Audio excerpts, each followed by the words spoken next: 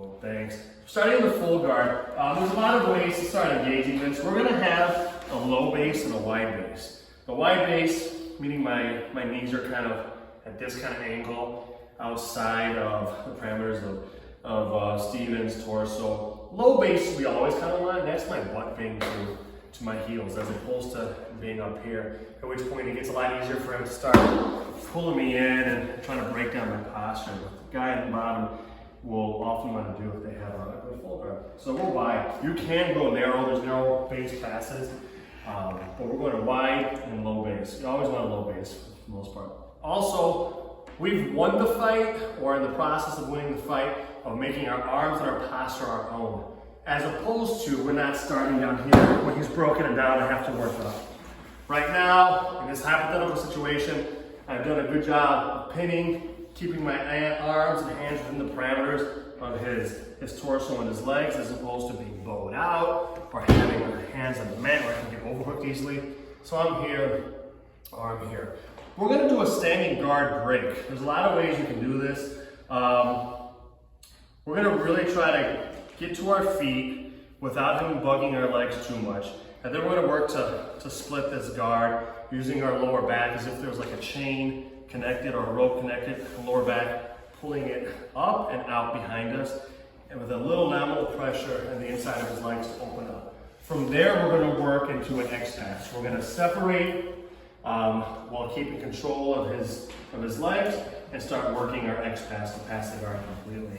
So I like this thumbs up, hands in the armpit. One thing we always gotta be careful of is, just because we're reaching forward, we don't wanna lean forward too much. Again, it makes it a little easier for him to pull me in. So if I'm reaching my hands forward, I'm gonna try to keep my butt as low as possible. This is a decent pin. This is fine potentially as well as he tries to sit up and pushing him down. He tries to sit up and pushing him down, right? Now, at a certain point, we could either collect the hands, and we'll do this in another video, 2-on-1. What we're gonna try to do today is gonna try to keep our pinning grip here while we stand. You can try to put one knee in the butt and then start standing from here. We're gonna actually try to pop up. I have an active toe placement. I'm on my toes right now as opposed to the back of the feet. I'm gonna try to stand from here. I'm gonna pop up, putting weight at my partner. This is not a benign grip. I'm really trying to pin him. If I get loosey-goosey or slide up here, he's got reverse arm locks. He can separate and drag. It's no good. So we're really trying to put our weight on them. From here, we're gonna try to pop up, posture up as my hands go from the armpit to the hips, and as close to simultaneously as possible, also bring one of our knees right behind their butt. Here, and then step back. If we got lucky and we did it pretty well, that might be enough to open the guard. All right? Let's go to that first step again, and then we'll continue. Wide base, low base. Active toes for this particular one. Hands in the armpit.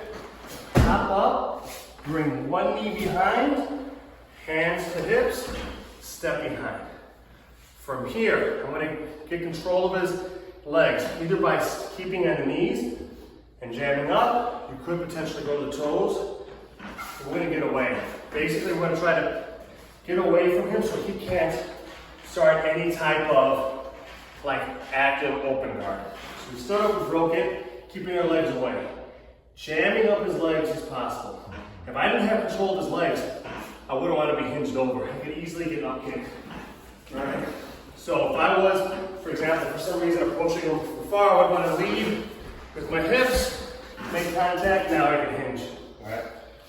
So now we're working here, we're going to work for an X-pass. I'm going to bring one leg across. So my right to Steven's right. I'm going to step in, kick, step over. Have your shin and the hamstrings and really be pressing. If you can at this point, try to keep their legs from crossing. We can beat that grip, but let's try to keep it separate by pushing them apart. This hand goes on top of Steven's leg. I'm going to push as I kick back. Bring it back in, put a knee on belly. One more time. We're in the full guard. Active toes, low base, wide base. Pinning hands on the armpits, pop up, one knee comes behind, step back, jam up, exit away.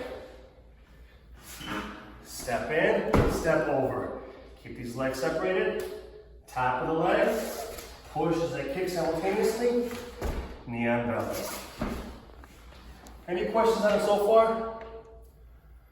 Cool. You want me to do it so you can see? Or do you got it? You got it?